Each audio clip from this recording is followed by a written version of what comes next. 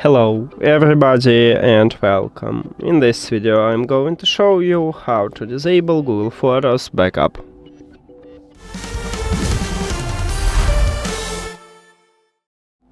You have to start by open Google Photos application. Then click the profile icon at the right top.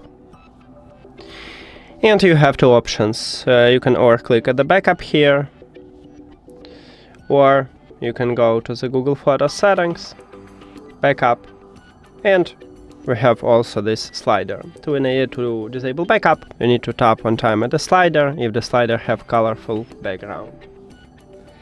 And that's it. Thank you for watching this video. If you found it helpful, please consider subscribing to channel and leave the like on the video. See you later.